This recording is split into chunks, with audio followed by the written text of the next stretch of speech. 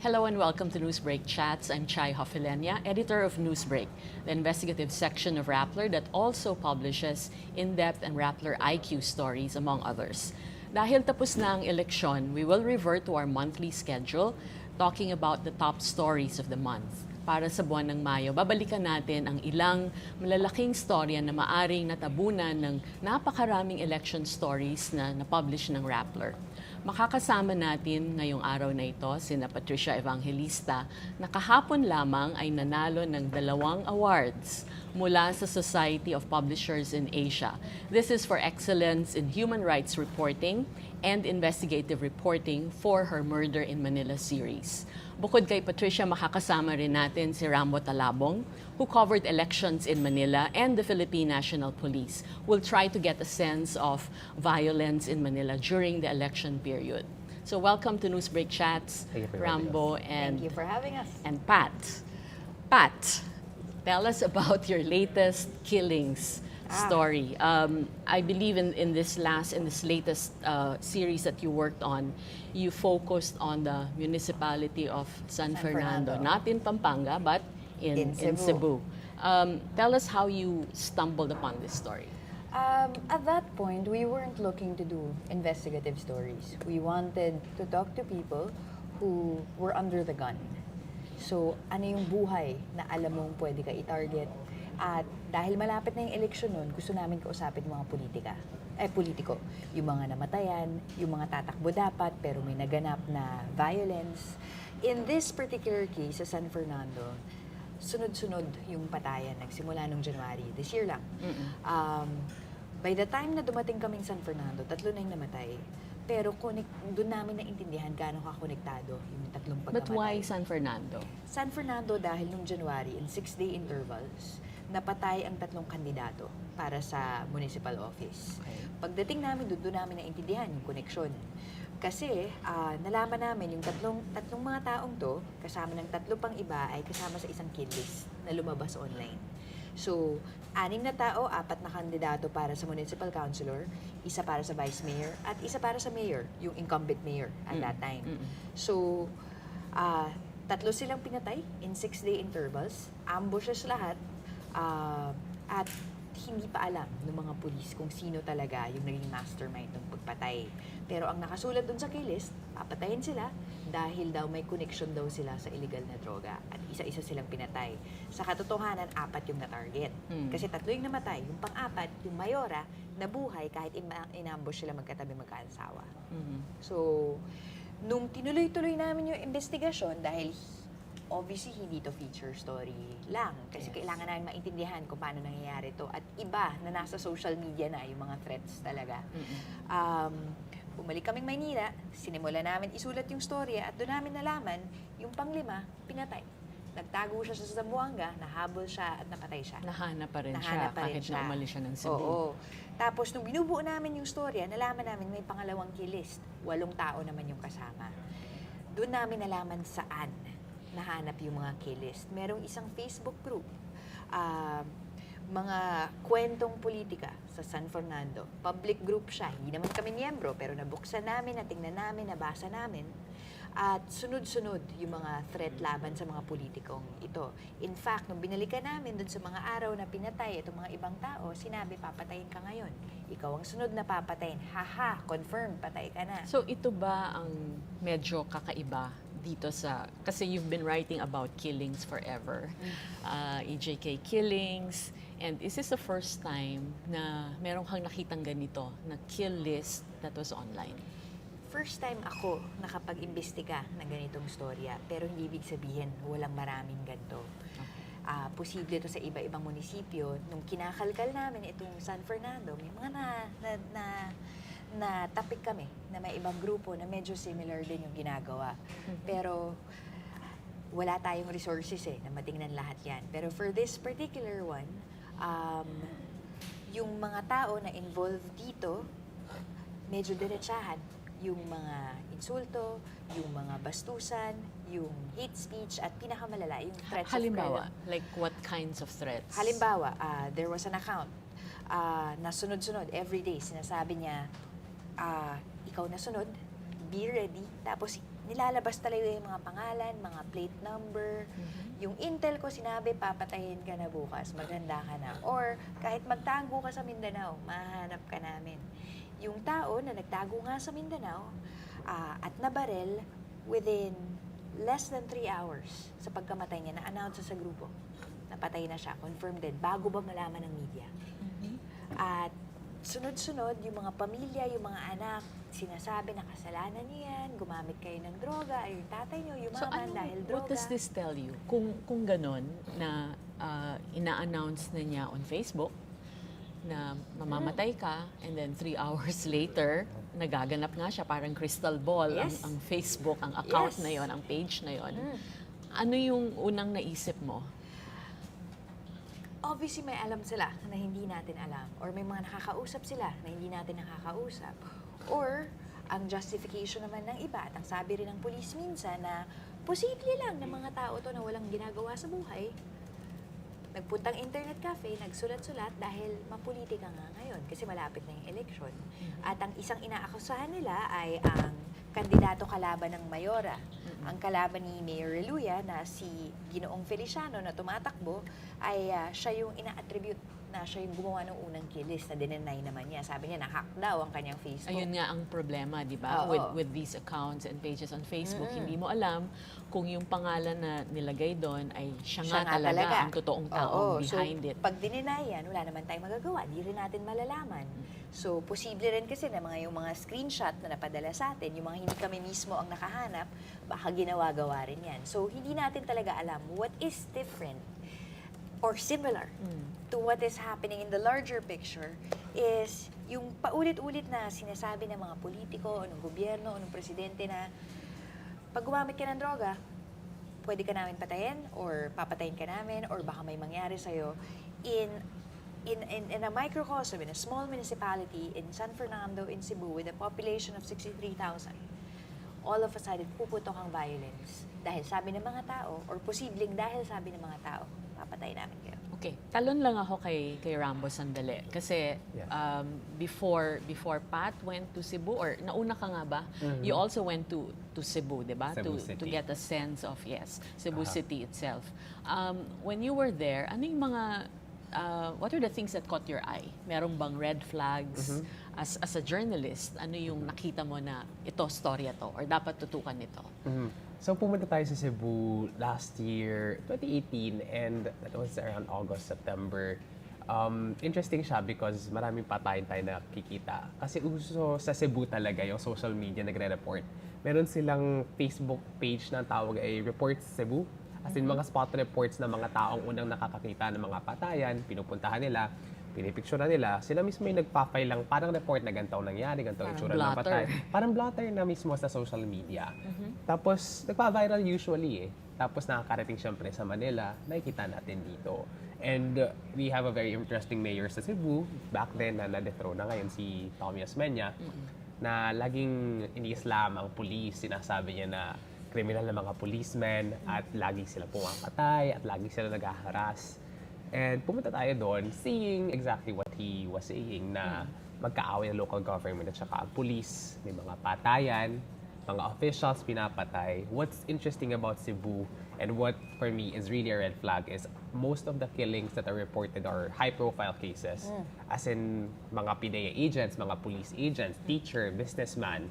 Tapos, takot nga mismo ni Tommy Osmeña, siya rin daw yung kasunod na ipapapatay. Target din siya. Target din daw siya. So, nakita natin yon as in maraming important people and may bata ring namatay due to a stray bullet.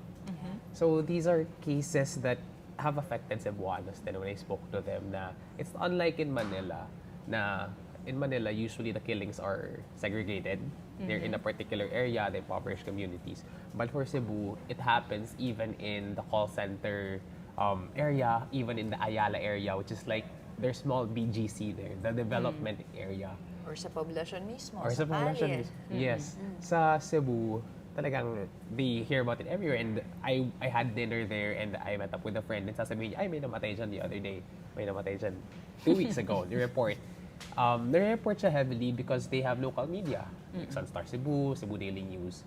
And very active ang media Very talaga. vibrant Very active. local media. Yes. Yes, ang kanilang local media. So all of this counted, it really is a new area and a new beat for me covering the drug war. It's strange na magkaaway talaga. Pero itong ang Cebu. trend na Yeah. to, what you observed Yeah. recently, bago ba yan as far as Cebu is concerned? Or bahagi ito ng pattern ng isang umuunlad na syudad, di ba? Na lungsod. So Yeah. parang, kumbaga, Manila, ganun din Yeah. naman. So ang daming namamatay sa Manila. Maraming pinapatay Yes. sa Manila. So Cebu is no different. That precisely is the argument of the policemen when I visited there. And up until now, that's their argument for Cebu City is dahil developed ang Cebu, you should expect na maraming katayan, you should expect na maraming nakawan kasi may development, may progress. So, mas gusto ng tao magnakaw, mas gusto ng taong humingi ng pera. Pero for Thomas Menya, when I spoke to him, that's not a reason. Kasi ang city, when you develop a city, it's not just building buildings or developing infrastructure. It's really making people feel safe. Kaya nga, umabot sa punto na ang description na ni Thomas Menya sa Cebu City is, it's a criminal city. And wala na siyang control as a local chief executive. Did you get a sense, both of you, I imagine marami rin kayong kinausap na locals, taga roon from the barangays and communities. Kung merong ganong trend, maraming pinapatay and crime is rising, meron bang yearning for a strong leader na Absolutely. parang mala Duterte in a sense? Siguro, kailangan i-differentiate kasi Cebu City is a metropolis talaga. Yes. Eh. Yes. And I was in south of Cebu, which is in a small municipality. So, it's not as developed, but certainly the people had a yearning for something better. And ang akin, ang pinaka-surprising on the ground is not the killings, but the reaction to the killings. In that, tama naman si Rambo that, part of building a city or a municipality is also the safety of the people. But the people said, you know what, we feel safe. Hindi mo kami gumagamit ng droga eh. So, mga pinapatay, yung mga gumagamit, yung mga nagbebenta, tsaka away politika din yan. So, I thought, yung hindi ko makalimutan, nag-interview ako ng local na parish priest. At ang sabi ni Father, etong yung mga namatay na politika recently, kasi 3 sunod-sunod. Sabi ko, di ba kayo bibisita? Di ba kayo na-alarma? Ano ba dapat gawin?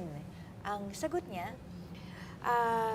if God can't stop them with a drug dealing or that sort of thing, if God can't stop them, maybe the bullet should. Pari na yan. Cool. Pari na yan. So okay lang It para is kay fine. Father. Certainly, I have heard very few priests be willing to say that on the record and in public.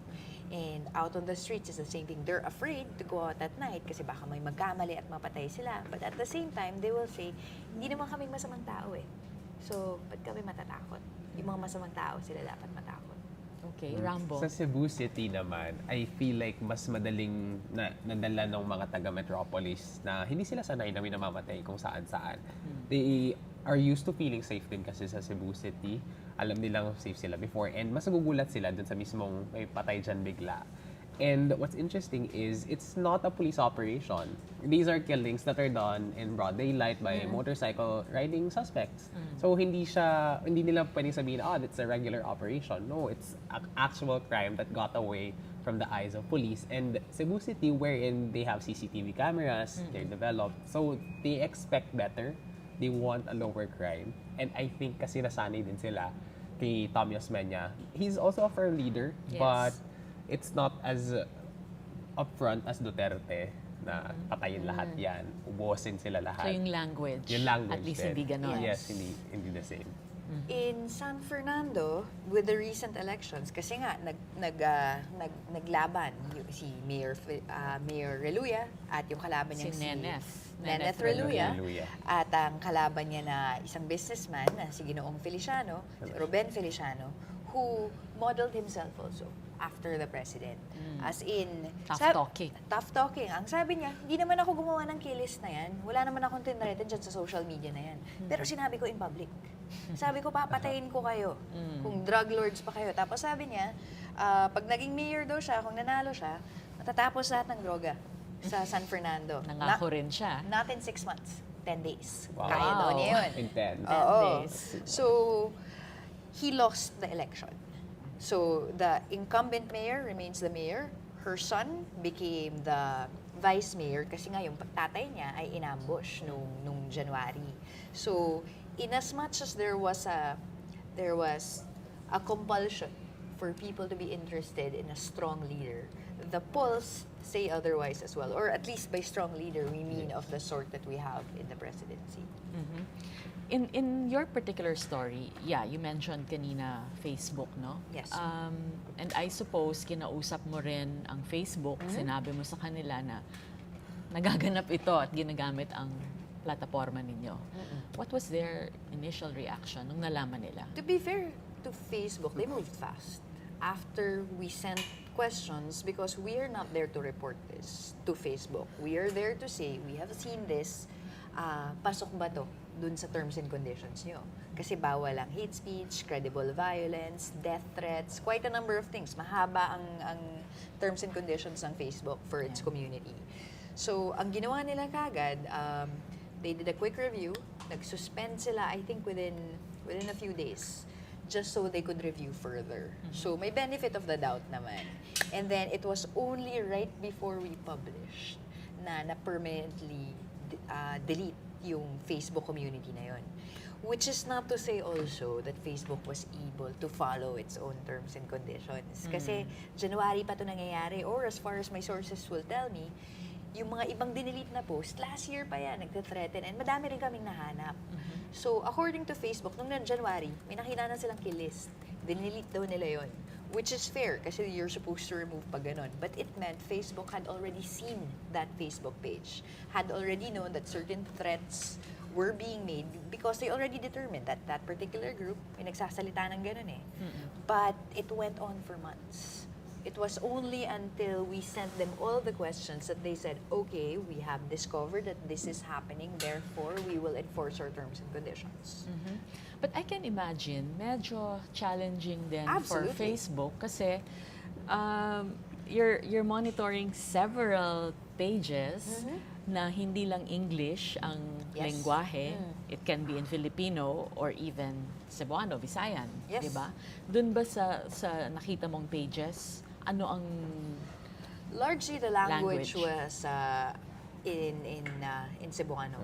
That's why it was also difficult for us because I don't speak Cebuano. So what would have taken a month of investigation took more than 2 months because we had to you have to translate. translate? Facebook assures the public that it has the capacity to monitor in a large number of languages, including Cebuano. Kasi we're one of we're one of Facebook's centers. So nakikita nila, sabi nila, kaya nila i-review ang mga ganitong bagay immediately. Pero obviously may limitation naman talaga yung pagtingin sa mga ganitong grupo. Rambo, ito bang killings, especially itong the last few months, no, the lead up to the elections, were they mostly politically motivated or naghalo-halo na, may politika, may EJK, may drug-related? Anong sabi ng police sa'yo? For the police, sobrang tight yung kanilang criteria. As usual, this is something that we always see the police doing, is that kung merong killing tapos controversial yung label, ginagawa nilang very hard to actually label it as such. For example, yung drug-related killings or yung DUI or yung HGUI. Ang daming criteria before you establish it as a drug-related killing. Yeah. Dapat at least one aspect is a drug-related killing. Right. Let's go to election-related violence. Dapat mapatunayan na may link talaga sa isang kandidato o kaya naman sa isang incumbent yung pumatay o yung mismong papatay. So, Pero may ganong technicalities. may mga technicalities. Okay. So, ang bilang nila konti pa rin as compared to other elections, mas bumaba raw. Pero kasi yung investigation ng police, as the same as sa drug war, sa naman sa election violence, mabagal din bago mapatunayan before it's actually May stats na ba? election-related. May statistics ng Meron election-related ako violence? nasilip na unfinished stats and it's below the previous election. And the election even earlier, 2013, 2016, mas mababa pa raw so far. Hindi ko pa nakuha yung buong stat kasi hindi pa tapos na nakita ko, pero mababa daw siya. And ayun, I think it contributes na talagang strict sila doon sa kanilang criteria.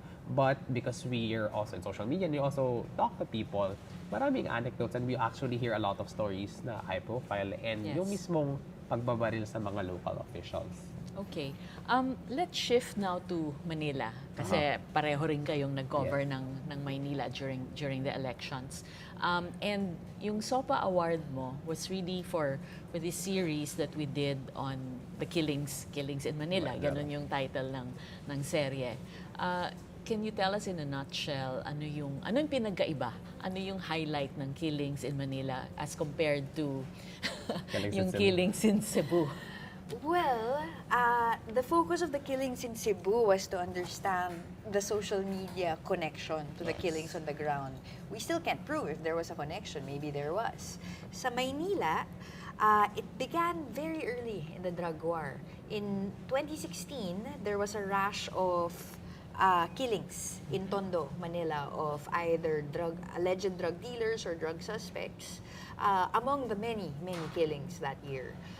In early 2017, nung unang nasuspend yung drug war, sa pagkamatay ni G. Ju sa Krame, nagparada ang mga polis ng 3 suspect sa Camp Krame. Sabi nila, itong mga taong to ay responsable dito sa mga tinatawag na deaths under investigation. Nandun ka ba nun?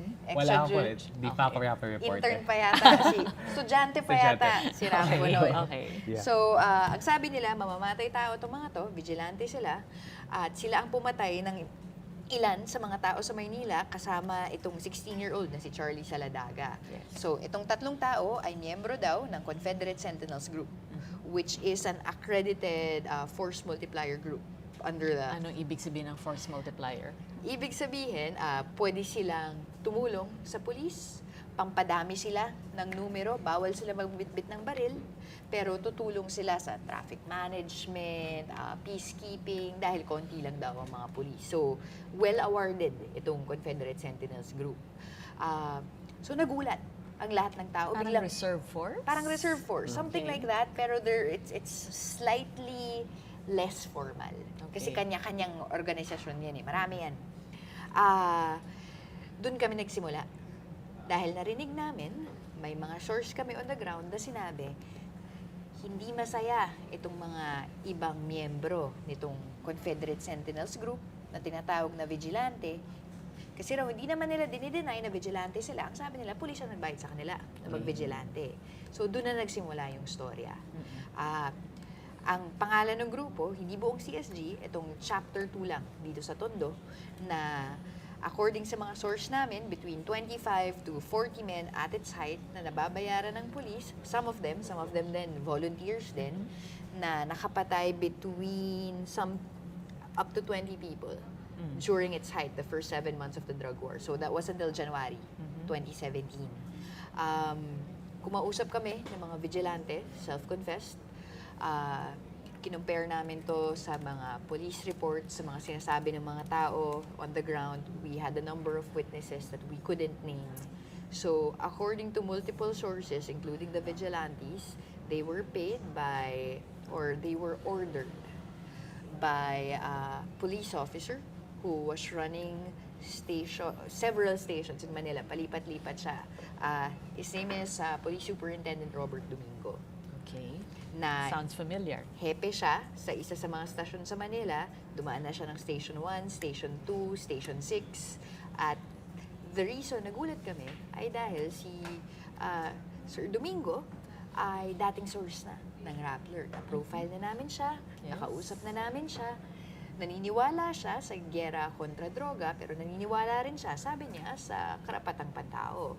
So, dahil importante na malaman namin kung ano masasabi niya tungkol dito, ilang beses namin siya tinawagan kung ano masasabi niya. Sabi niya, no comment muna, pinadala namin yung mga question mismo para makasagot siya.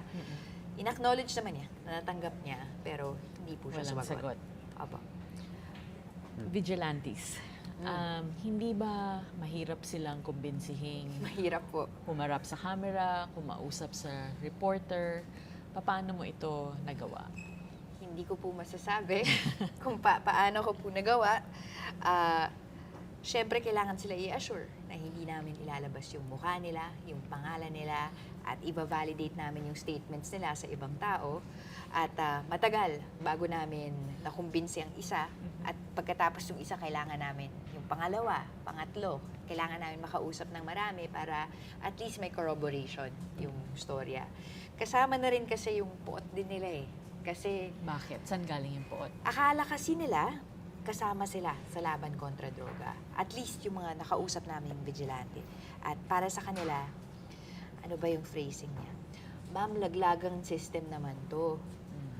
Kami na nga yung nagpakahirap, kami yung kinagat ng lamok sa gabi, hinihintay yung mga target, kami yung pumatay, kami yung naghirap, tapos kami pa yung ilalaglag. Yun yung sabi nila. Magkano bayad sa kanila? Iba po yung range eh. Pwede magsimula sa 3,000, pwede umabot ng 100,000. Pero kung malaking grupo to, at malaki din yung hinahabol. Kasi hindi lang po isa papatay eh.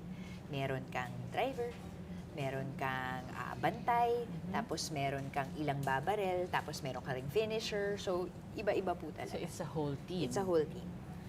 Anong precautionary measures mo after interviewing them? Mas delikado po kasi yung mga ibang kinausap namin kasi kami makakalabas kami. Pero yung mga nakatira doon, kailangan namin siguraduhin hindi kami makita kasama nila. Encrypted lahat ng data, lahat ng text namin, iba-ibang telepono. Sa amin, dinadala po namin yung i-interview namin sa motel or sa hotel sa iba-ibang lungsod na hindi namin pwede sabihin kung saan. Tapos ako po at kasama yung photographer ko na si Carlo Gabuco, kaming dalawa po yung nag-i-interview. Isa po sa advice po na sa amin sa isang security meeting, bago po nyo i-interview, kapkapan nyo kung may baril bago kayo magsimula. So sinubukan namin, pasok kami ng kwarto, nagbanyo yung vigilante. Sabi ko kay Carlo, paglabas niya, kailangan mo kapkapan. Tingnan mo kung may baril. Sabi sa atin, kailangan natin kapkapan. Si Carlo, sabi niya, Pat, ano mangyayari kung may nahanap akong baril? At wala naman kayong baril. Wala naman kaming baril. So, wala kang choice eh, at that point. We just decided not to know. It was safer. Kung may dala siyang baril, hindi na namin i-call out, hindi na namin pipigilan eh. So, and besides, kung kakapkapan mo, ibig sabihin, wala pwede kang niyang tiwala. tuloy, wala kang tiwala. di kapkapan Bakit din kailangan mo ako, magkapkapan? diba? So, it looks like we made the right choice because I am sitting here and the story is out. And this wonderful story story has been put together. Rambo, you were part of this Yes. story. Yes, he was. Any point, kinabahan ka ba? Natakot ka ba? I wasn't, of course, because I trust Pat. And You shouldn't. one of the things I did for the story is I got former police chief Bato de la Rosa. And as usual, Bato de la Rosa is really afloat when you talk to him. There's really no threats, nothing. The usual, as he... Yes. Dismissive, yes. And very open, actually. Of all the police interviews we had, it was General De La Rosa who was very open-minded during the interview. And he was saying, if this happened under my watch, dapat inimbestigahan yan. But he could sincerely believe these people were vigilantes. It's just that they had nothing to do with the cops. Pero what Rambo did, and he so humbly talks about, is he was the one who connected us with the police sources. I'm on the ground. And what is important in the police beat is building the resources. But if I'm on the ground and talking to vigilantes, I'm not exactly also the first person that the police will trust. Correct. So it's Rambo who took over that. And our other reporter, who is Lian Buan, she did the justice beat. Yes. So siya yung kumuha ng court paper, siya yung kumausap sa regional trial court. Kasi obviously, nagsampa din ang kaso yung mga police dahil nga sinabi na they were vigilantes. In other words, when you work on a story as difficult and as complicated as this, you really need a team. You need a team. It's difficult to be doing it by yourself. Yes, right? absolutely. And you need the full resources and the full support of a house that believes that this sort of thing needs to be told. Okay, Rambo, nakausap mo si Mayor-elect? Yes. Isko Isko Moreno. of Yes. Manila. Ano yung stand niya on these killings? Is he in favor? Is he against them? Okay lang ba yan na kailangan strong yung police presence para bumaba ang crime rate? For crime, the way I framed the question to him is he's working in Manila as the mayor, but he's not the most powerful man in Manila. It's the man in Malacanang. And I asked him, one of the biggest promises of the man in Malacanang, President Duterte, is clearing illegal drugs. And Manila is a flashpoint for the war on drugs and abuses. Sabi niya, he really wants human rights to be respected. But at the same time, it has to go full force. It has to continue because it's what the president wants. It's what should be done according to the president because he's still fairly allied with the president even if he's an independent mayor. So what's notable about Isko naman is it's the first time we heard from the local chief executive of Manila to actually call for human rights, to respect human rights because during the time of Erap Estrada, which is since Duterte up until now, he has been very silent on it. Wala siyang respect human rights or police shouldn't shoot down a drug suspect who just ran. Whereas si Isko, very explicit na kung tumakbo lang yan, huwag mong babarilin. Tumakbo lang siya. Habulin mo yan kahit mataba kang policeman. Yun ang sabi niya. So gusto niyang ganun na mangyari. Pero kailangan pa rin niyang lumaro bilang mayor. At saka meron pang politika yan. Bilang siya yung mayor, meron din siyang police chief na kailangang sabayan. Kasi balik tayo sa Cebu, yun din yung naging problema ni Tommy Osmeña. Kaaway niya yung kanyang police chief. Lagi sila magkaaway. Kaya wala nangyayari, wala matupad na maayos na patrols at operations para ibaba yung killings. Kamusta ang relationship niya with the police chief ng Manila? Nag-meet na sila ng police chief of Manila. Side note, the police chief of Manila right now is si Vic Danao, who used to be the police chief of Davao City. So import siya. Galing Davao From din. Davao. And he's more popular as, someone who worked with Duterte. He was beside Duterte basically when Duterte was accepting guests before he ran. So he had to secure the security of many politicians in Davao. And now he's in Manila, also again beside Duterte. Manila police chief naman siya. Ang reputation niya is he's very cordial with politicians. And nakasama na siya ni Isko kasi si Isko also used to be an ally of Erap. He was the vice mayor of Erap Estrada. Correct. Of course, his argument was he was just a bystander that time. But now he's saying na, I can be more assertive because I'm now the mayor. And yun, naging na siyang explicit na war on drugs, dapat walang abuso sa kanyang... Do you foresee tension eventually developing between the mayor and the police chief? I think it's inevitable for the mayor and the police chief kasi laging kapos sa resources ang Manila, especially Manila Police. If you see the police stations of Manila, it's all run down. Laging puno ang kanilang detention center as in lumuluwa na sila ng mga detainees. And of course, Manila, as the capital of the Philippines, even a slight controversy for the police, malaking bagay yan, malaking atake din yan kaagad kay Isko Moreno kasi siya yung mayor. Bakit nakita to sa pamamahala niya? So kung meron mang pagkakamali, katulad nangyari nung war on drugs sa Manila, dahil siya'y nag-promise na walang abuso, siyempre sisingilin siya ng mga tao. O sabi mo walang abuso, pero ngayon nangyayari to. What's interesting to watch kay Isko, kasi di ba kumuha rin siya ng law courses? Yeah, nag-law courses siya sa Arellano University for 2 years. 2 years? Yes. Nakailang unit siya? I'm not sure. Pero for sure, nasimulan niya yung Constitution at saka yung human rights because that's one of the first things that he learned back then. And of course, that's the thing that he wants to be prized in his war on drugs. Okay, so interesting panoorin at patuloy na i-monitor ang Manila and si Isko Moreno. Question for both of you.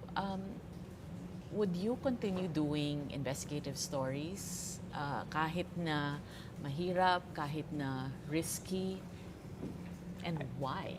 Okay, I'll start kasi maganda yung sasabihin man. Sige, go. For me, of course, it's really important to do investigative work for especially the war on drugs because as a colleague of mine always said, people die in the war on drugs. It's not just, for example, an infrastructure story. I'm not saying na hindi maganda yung ibang stories, pero when you cover crime, it always involves the death of a person. And a death of a person is a wave of change. People cry, people get scarred. So when you do reporting on this and when you investigate and try to understand the root of the problem, I believe it saves a life. At least it saves a life.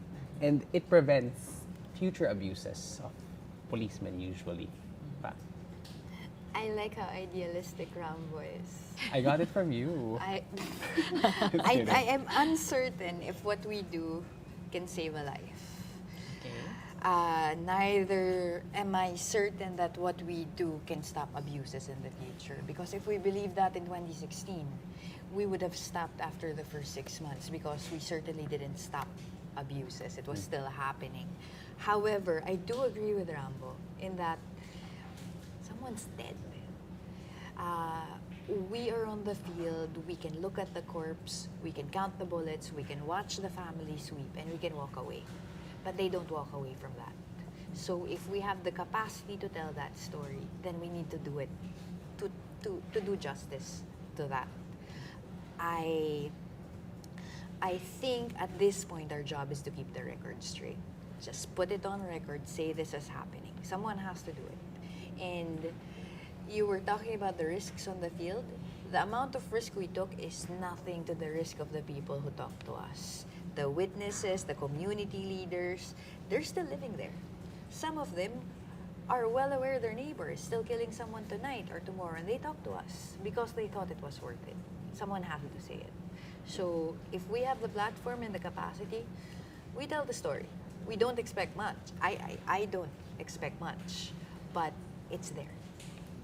For those who would probably be stubborn enough to continue pursuing investigative stories, what would your advice be? Ano yung practical tips that you would give them based on your experience, based on your exposure, what you've seen?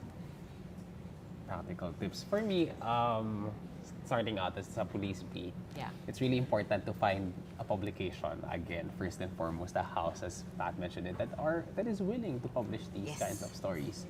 Because kung maglalabas ka ng story and ikaw lang, Facebook lang, ganon, hindi agad-agad makukuha yung voice mo and hindi malalabas yung reach. And then as a matter of pursuing these stories, of course, sasabihin ko mag-ingat always. Makikita na lang kasi yung story na publish na yan pero hindi mo makikita yung nitty-gritty ng mga reporters na dapat hindi same yung ruta mo kukunin. Dapat hindi ka magpakita. Dapat hindi ka mag-stand out sa crowd when you go out to the field. Dapat hindi ka nag-iisa. Dapat hindi ka nag-iisa. Ingat ka. So, it's not just about aggressively pursuing the story. Gusto namin ilabas to agad-agad. But also, being mindful that you're also part of it. You're pursuing it, so you're already part of that story. Pat? Okay. Pat? I agree completely with everything Rambo says. I guess in terms of the people we interview, these stories that we chose to do are traumatizing to the people who are part of it. So when you walk into a house and napagdaanan nila lahat yun, pag pumasok ka, lalo na pagkakamatay lang or ito yung katawan, nakatayo ka dyan, nagko-cover ka, kailangan mo ng interview, hindi kayong importante. So, paunahin sila. Condolence. Kung gusto nila magkwento, hayaan sila magkwento. Pero wag i-retraumatize, wag pilitin. Kung hindi willing, back away, get out fast. Kasi hindi ka importante dun Nag-iba yung buhay nila at that moment.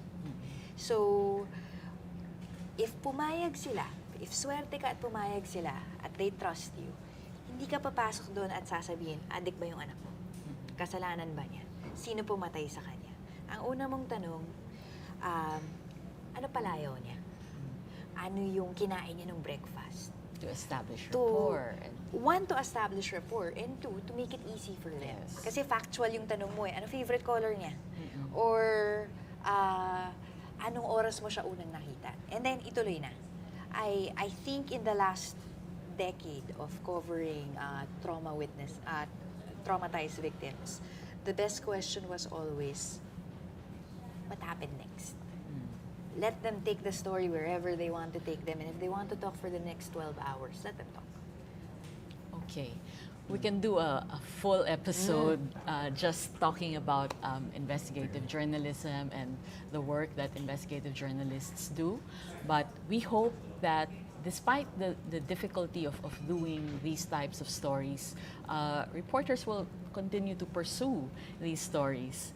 We always say na check and balance ang media, and kung walang nakabantay, walang tumututok, then all the more these abuses will happen. And I think that's also the reason why Pat and Rambo continue to do this. And of course, the courage of both of you to continue to pursue these stories.